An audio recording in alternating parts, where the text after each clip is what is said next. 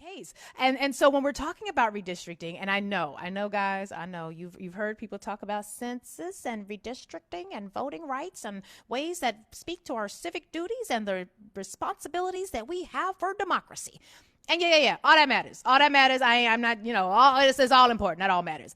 But I'm talking about redistricting because it matters for Black people. And it matters for us in ways that are so fundamental. And because most of us are new to the redistricting conversation, we have no idea how this area of law that seems very, very boring and sort of archaic and very math driven and maps and there's numbers and data, it can be a little off putting. Let me tell you, I don't care how many people you have come out to vote. If you have been drawn into maps that are crack crazy, gerrymandered, then you are not going to be able to maximize your political power. My guest for this hour is Ashley K. Shelton, the founder, president, and CEO of the Power Coalition. I love that name, which is a statewide 501c3 table in Louisiana. The coalition uses a broad-based strategy that combines community organizing, issue advocacy, and civic engagement, all while increasing the capacity of community organizations throughout the state to sustain and hold the work. She's been with us before. She kind of broke our brains a little bit the last time she was here. Ashley K. Shelton, it is such a pleasure to have you back. Thank you for joining us again today. Yeah, thank you for having me. I am so joyful today. So hopeful. Why? Why are you so joyful and hopeful, man? Whatever could it be? Yeah, well, Louisiana was, we knew we had to stand in solidarity with our friends in Alabama. The Alabama case was first up on the agenda for the Supreme Court on Tuesday. And, we brought with us over 100 students from HBCUs across the state of Louisiana to really Wow. just stand, right? Like, and to say that we're not going to sit back and allow more than 50 years of democracy to be rolled back. And Right. what was so powerful was just also, so this was, Justice Jackson's first, kind of her first official appearance after her investiture. And, to have her like give such a powerful history lesson, right? Like that we are Mm. not post-racial. Like, let's be really Yes. clear about the existence of Black people in this country from whether you're talking about 1887 or whether you're talking about today. And so it was Mm. really amazing to kind of to just kind of see her do her magic and do what we knew her voice would do on the Supreme Court. And then I Yeah. think what also was powerful was to see how racism really doesn't have a case, right? Like, and so when they bring Mm. these cases and they make their way to the Supreme Court, I mean, it was really sad. I mean, like at some point, Supreme Court Justice Alito was trying to help out the Alabama, state side Love about why it it. was okay for them to be racist. And I mean, and not that he was helping them out to make that argument, but he was trying to help them out in the sense that like, you can't say that. You cannot, Yeah. you cannot Like, actually, whoa, don't let the that's cat out the illegal, bag. You right? can't say Exactly. Like, that. that's illegal. Don't say that.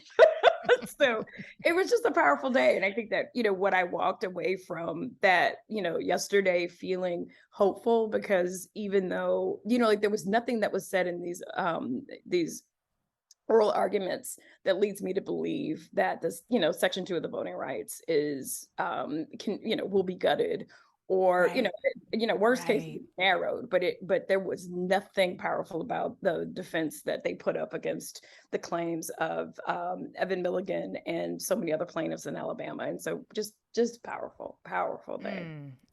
Talk to us about the students' reaction. Because the court only has 200 seats available and lawyers get, first dibs and all the things, right? So many of the Right. advocates and, organizers of, that worked in Alabama, went into the court, but there was also a rally. And so we had the Mm. majority of the students at the rally, even though some did make it into the courtroom. The Nice. power of it was that no, they get it, and there is no movement in this country that has happened without the voice and the power of student Mm. voices, not one. That's And right. so if you That's look right. back to the civil rights movement, you look at any movement, and young people have been key and central and powerful, advocates in these moments. And I think that I think that it is reconnecting people to their agency as both voters Mm. and to their voice, and that it actually does matter. It's not going into the abyss. The folk, like these kids understand that their existence is political. They understand that. And so Wow. and so for me it was just about like folks that understand the fight and that are coming behind us to make sure that, one, this happens in this moment, but that two, that there are so many powerful voices that are going to emerge from having had these experiences and understanding the power of what it meant to be in the nation's capital in that moment, having their voices heard. I love it. Let's go back to Louisiana now. Let's talk about Louisiana. One, I don't know. I don't believe you all had any of the negative impacts from the hurricane. I'm trying to remember, not President Trump's or former President Trump's Sharpie map, but the actual map. But I'm presuming that you all are well and safe. I know we got some of the lingering effects up here. So one, how are you all faring in Louisiana? That's my first question. And then I want to talk about redistricting in Louisiana, because you all are also in a bit of a crosshairs right now when it comes to redistricting. So first, how are things just generally with you and the organizers who are part of the table? And then let's talk about what's happening with redistricting in Louisiana as well. Sure. So no, so we actually were not in the path of the storm, and I'm very grateful, that we were spared. But also never want this. We don't want any storm to hit anywhere, because I think That's that right. what we learn every time is that like government is broken and it's not prepared to make people whole on the other sides of this. And and I am proud to say that that I am a part of some national, efforts, Organizing Resilience and others, to actually try to change and make adjustments both to the Stafford Act, but also to which also the Stafford Act drives the all of the disaster recovery. And so it's rigid. We need to fix some of those things. And then we also need to fix some of the, disaster CDBG dollars and how those actually flow to community and not Yes. into disaster capitalism. And so just know that it's painful to watch, but there are those of us that do this all the time, that are fighting like hell to shift this from like, let's stop moving and paying for bureaucratic government, and let's start putting some money into just a disaster tax credit, a disaster relief tax credit, like pay people. Let's trust Yeah. people Yeah. to pay their bills, to rebuild their houses, instead of all this large infrastructure that does absolutely nothing but make other people rich, and leaves just a trail of torn and destroyed homes and finances. I know it sounds simple to say pay people, but I was actually at a civil rights conference last week, and one of the audience members was talking to one of the elected officials about this very issue when it comes to disaster. And she was like, "Why don't y'all just give everybody a credit card? You know where we all live. Give us a credit card. When a disaster hits, put the money on a prepaid card. Like put the money on a card so I can leave, so I can buy that gas, so I can leave town ahead of time." There are so many simple ways of approaching disaster recovery. So yeah, paying people sounds simplistic, but if I'm waiting for my check before I can leave, and the check comes after the hurricane comes, if you'd have just given me the money ahead of time, government, I could do that. I could take care of myself. It's good to know that people are fighting for these things and advocating common sense issues. And this is also disaster recovery, and all of the recovery from the traumas that our experience face is also a function of redistricting and how you get access to those resources. Talk about what's happening in the state of Louisiana with the state of redistricting and what the implications are there. So, in Louisiana, we were hours away from having a second majority minority seat. And so the middle district, Judge Shelley Dick, was, we were set to go to court, early the next morning. And, Justice Alito, he stayed our case until the Alabama case was decided. And so what that meant was that we had to make sure to support and have voice within the Alabama case, because if Louisiana, because if they were to use the Alabama case to then gut it, and then the Louisiana case, the North Carolina case, it has implications for Black people all over the country, period. That's right. right. And, That's right. Congresswoman Sheila Jackson Lee out of Texas, beautiful speech on the steps about how her like for a minute during redistricting, she didn't even have a district. Okay, like they written her out of her district. And also too about the power of Section 5 and the necessity not only for Section 2 but for Section 5. And so the Louisiana case has been stayed, and so our case, but they weren't combined. And so what that means is that we still have a chance for our case will be heard on its own merits. And so now that the Alabama case has been heard, there will be, their decision will probably drop in the, late spring of 2023. And again, given the oral arguments, I don't feel like there's anything that, again, that could be devastating to vote, to what's left of the Voting Rights Act. Right. So we are just hopeful that once, Unless they just decide to go whole white yeah, supremacist and they yeah, say, no, if they forget go it. low, We've right, got if the they numbers. We've just decided. right, if they We're ignore done. all legal precedents. I mean, and again, like clearly Right. we're in a moment where that's happening. But I do feel like one of the many things that's amazing about Supreme Court Justice Ketanji Brown Jackson is that she is a consensus builder, and so I'm so hopeful Mm, that she will be able to work with her colleagues to be able to hold the line on why Black people still need protection under the law to make sure that they don't become second class citizens. And so the right. Louisiana case, it will be coming up next. And so we're not sure in terms of the timeline, like what it means specifically for Louisiana, but the fact that what law still stands following their opinion in the spring of 2023.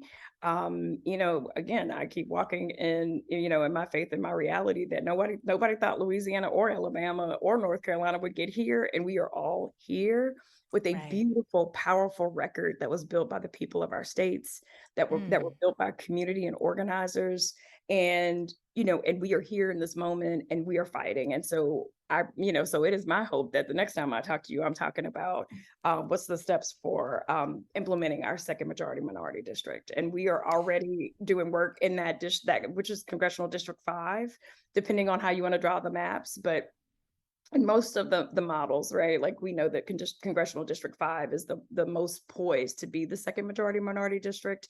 And so even Mm, as we are in midterms right now, we are tilling the soil, we are working in community, we are, building relationships so that we are ready to actually ensure that once this district is established in Louisiana, that we can actually elect a candidate of choice. And so, again, I'm hopeful. I am, there's lots of work to be done, but in terms of the Louisiana case, Alabama sets us up to actually be, have an opportunity to be fairly heard. mm.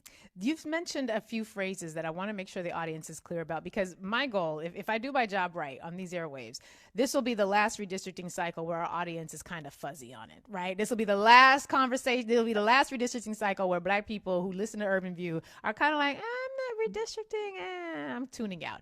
When you say majority minority district, what is a majority minority district, and why is that so important for voters in your state? Yes, so majority minority district is a district that at a minimum has 51% or more African Americans, African American voting age population, so that again, those African Americans in that district can elect a candidate of choice. And let me tell you why it's powerful and why it matters.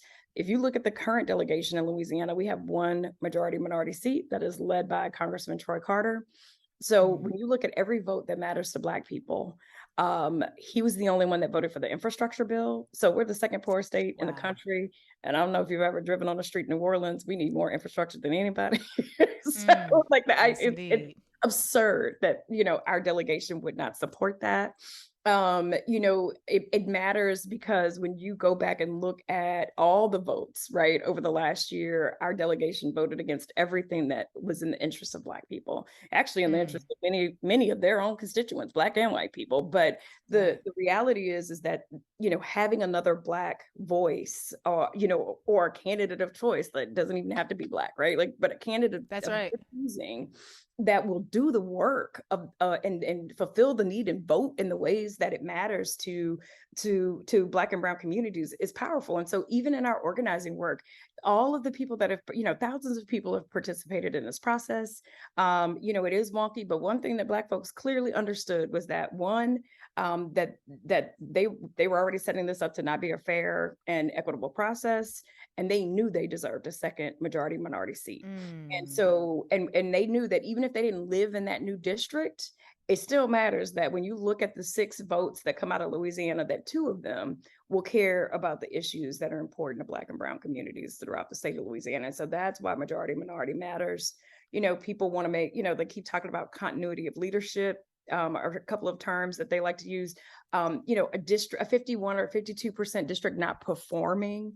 Right. Yes, guess what? A 30% district absolutely won't perform for Black voters. You give That's me right. 52%, and I will take it all day, every day, and do the work of engaging Black voters to understand what it means for them to elect a candidate of choice and somebody that's going to do their work.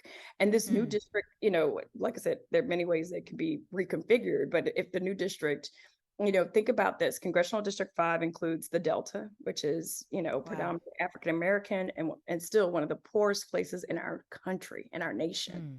And then it comes all the way down to North Baton Rouge, which is, also, look, Baton Rouge is a tale of two cities. We've got both the best and the worst, life, kind of life indicators in one community that's, not even big enough to have two specifically different sets of outcomes for different folks.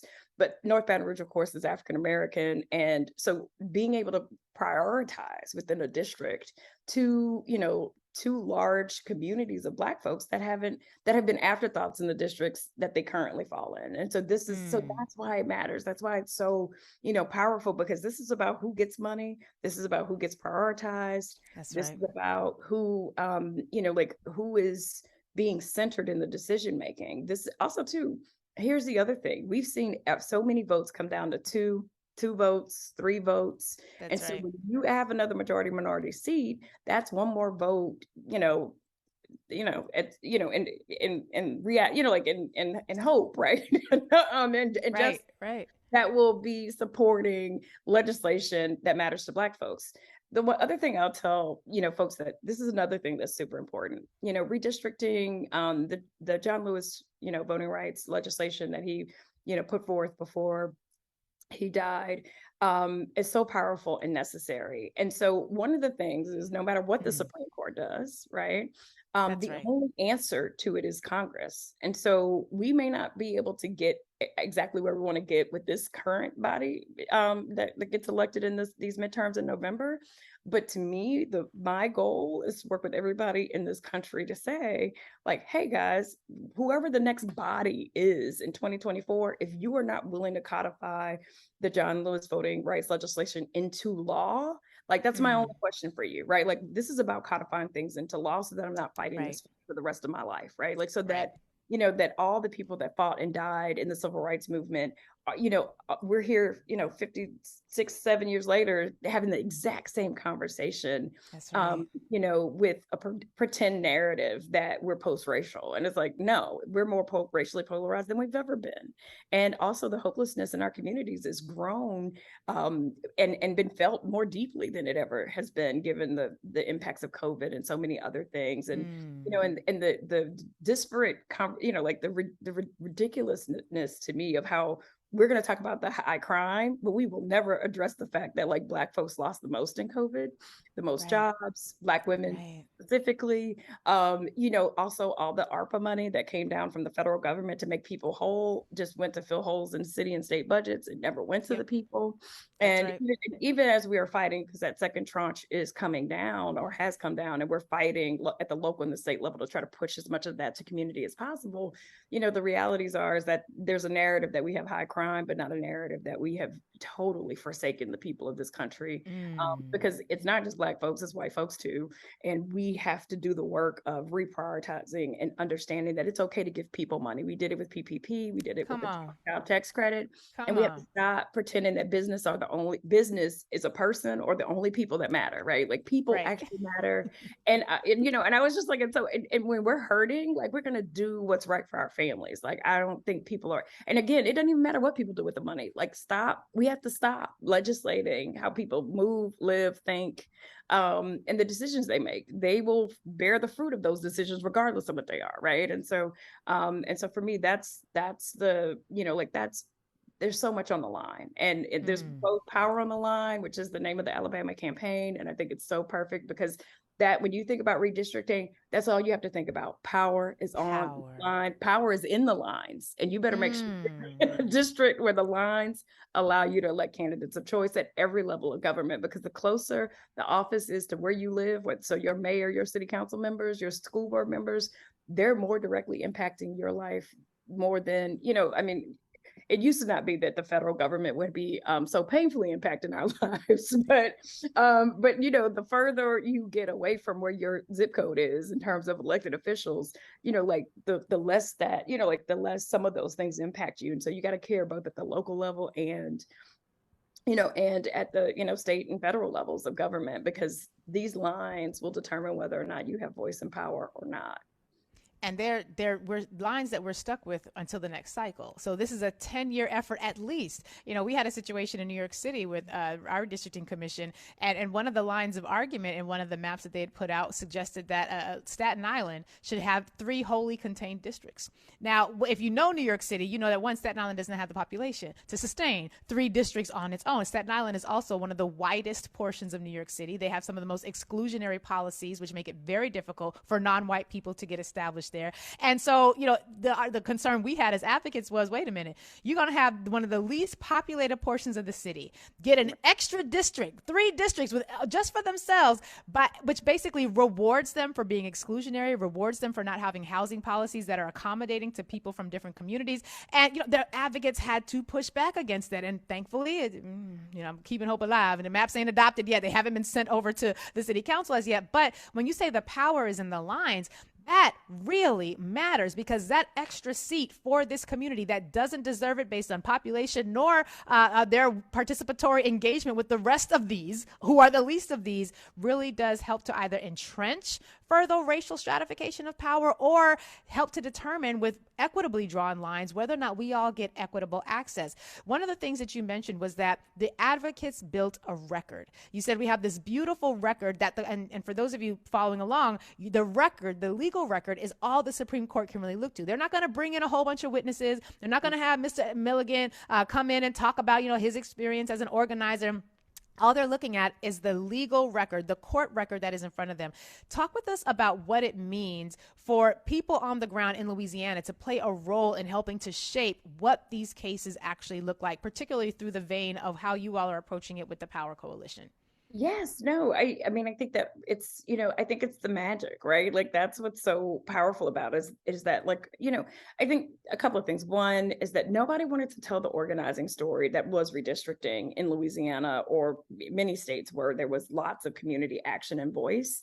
But that's okay. You don't, because guess what? The record, the legal record tells the story because we had unprecedented historic participation in redistricting in the state of Louisiana. Also, Wow. no story about that, but you know, and Yeah. also too, like we got to the Supreme Court by magic, allegedly, and it's like, no, like we got to the Supreme Court because people fought, people stood because they understood power was on the line. And so what it means for us is that this record that starts from the listening sessions that the Louisiana State Legislature held, where we were able to train thousands of citizens to participate and have their voices heard in that process, all the way through the redistricting session, where we started the first 2 days with over 250, you know, citizens from across the state who testified. You know, one young Wow. woman, Marissa, who's now the student, you know, the student president at Dillard University, gave one of the most powerful speeches where she said, and this is on the record in our case, she said, "I have no hope for the state of Louisiana. I have no hope that this body will do the right thing by the people of Louisiana," which is why young people like myself and my friends are leaving. We will get our education and we will leave this state. Wow. And, you know, and for that, not to send chills down their spine, I mean, which it did affect a few, you know, but that's the reality that we're looking at as a state. And we start talking about numbers and, you know, and so I think for Louisiana, this is the record is powerful and it is strong. And at a minimum throughout this process, we've had so many powerful leaders at the community level, grassroots leaders testify and have their heart, their stories, their you know, their lifetime of works in some cases around making sure that, you know, that Black folks actually had voice, you know, through these processes. And then I think, you know, to one of the other pieces that you said, you know, especially about Staten Island, like, you know, it's emblematic of what's happening across the country. So That's right. we have lost, so in most places, and not all, there has been a decline in white population. In most places, there has been an increase in Black and brown population.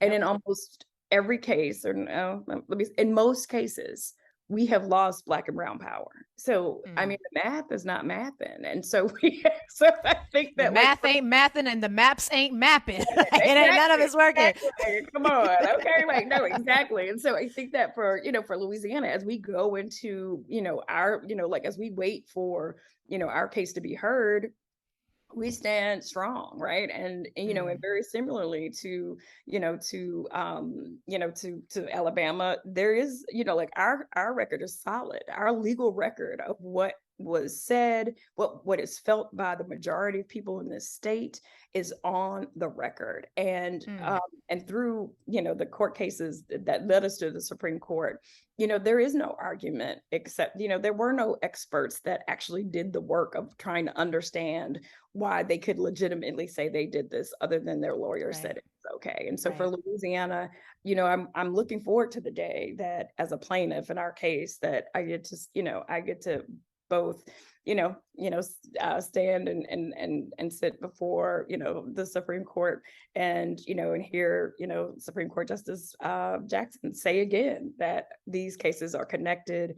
And what, as we know, is this Deep South too. Like, I mean, as goes the South, goes the rest of the country, but specifically Louisiana, Mississippi, and Alabama, and sometimes Arkansas, and sometimes Texas. It just depends. But the Deep South is Louisiana, Mississippi, and Alabama. And what we know is that, think about it, every terrible policy that has ever happened in this country is always seeded in the Deep South and then brought wholesale to the rest of the country. And so everybody was laughing at us when Right to Work passed in Louisiana, and they're like, these backwards folks with their P-rows and alligators in their backyard, or whatever people want to say, right? And months later, it was in Michigan passing. Like, I mean, like in a year's time, it was in Michigan. And so it's like, you can't underestimate the power of like how people use these very conservative states to breed seed and breed terrible policy that ends up becoming national policy, as we've seen through ALEC and so many other branches of those kind of political entities that are moving this agenda to continue to to neutralize and neuter the voices of Black and brown people across the country. You are doing God's work and the ancestors' work. And I'm so glad that you made those connections, because sometimes we get stuck in these silos and we think about things in terms of, well, that's a Louisiana issue. That's an Alabama issue. These are not, if it impacts Black people anywhere in this nation, it's a Black people issue, right? And because what happens with Alabama, it is going to impact Black people in Staten Island. It's going to impact Black people everywhere. And I am really in this mode right now where it's all of us or it's none of us. Like, either we all win or can't nobody win. So when some of us decide to put on White Lives Matter t-shirts, you can't sit with us no more, Ashley. That's a whole other conversation. Absolutely not. and to your point, I mean, I think that that's what's so powerful about this moment, and that we've been driving this point home both with our national partners as well as other state partners, saying that, like, look, I mean, this Alabama case has implications for every Black person in this country, period. Like, there's no like, this isn't just about Alabama. This is about whether or not we have to go back and fight a fight that we already won more than 50 years ago. This is about whether we walk and live in this country as second-class citizens. And even though we structurally live like that in many ways, my right, like to truly then, kind of neuter our vote and our voice and our agency as voters, it codifies that in a way that makes it impossible to even address the structural pieces. And so, yeah, it's all of us or none of us. And I think that that's also one other important point that I've been trying to make to other communities, which is, you can't say you care about reproductive rights if you don't care about voting rights. You can't say you care about LGBTQ rights and not care about voting rights. You can't say you care about criminal justice and not care about voting rights. And so I just tell folks, like, we got to fight together. All of these are bedrock foundational issues, and it all starts with voting rights. We have about 15 seconds left before we have to shift gears. I love having you here. I want to make a seat for the Power Coalition. We just need voices from the South like yours so much more. And I'm going to do my job to amplify as much as I can. How can people follow you and stay connected with the work that you all are doing there? Yes, look, check us out on our website, powercoalition.org. There's so many resources. We've got ballots. We've got, a public service commission on the ballot this year, 2 seats. So all of these ways in which power and decisions are being made, we need to understand as Black voters, as all voters, actually. And so, you know, at the end of the day, join us at thepowercoalition.org, check us out. And we're also, you know, on Facebook and social media as Power Coalition, Power Co EJ. So yeah, so look us up. And I love it. Ashley, we're so grateful for you. Thank you so much. We'll be following that case. We're going to keep an eye on Alabama. We're just going to be watching the courts with a whole lot more interest right now. I'm here for it all. Thank you so much for being with us today. Thank you. Thank you for having me.